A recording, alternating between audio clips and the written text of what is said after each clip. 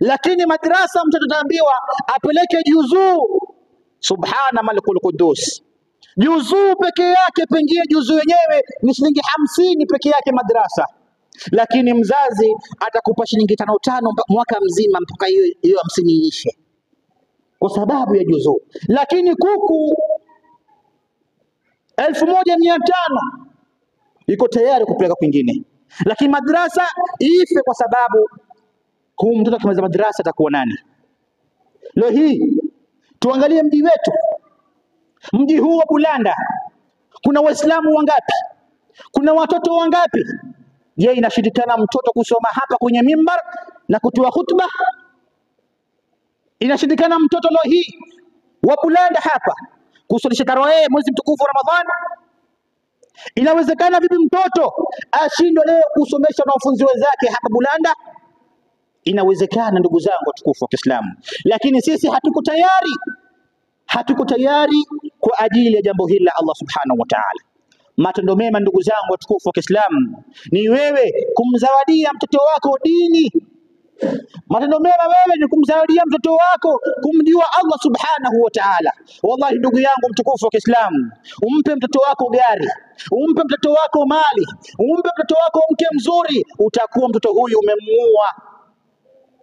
Lakini mtoto wako ukimpa Qur'an, ukimpa maneno ya Allah subhanahu wa ta'ala, mtoto wako huyu atakuwa katika mstari ulionyooka.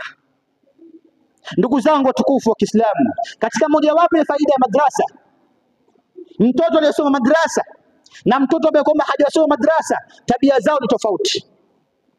Mama mmoja amelea watoto wake kwa tabu sana, kwa shida sana, mpaka watoto hawa wameweza kugraduate.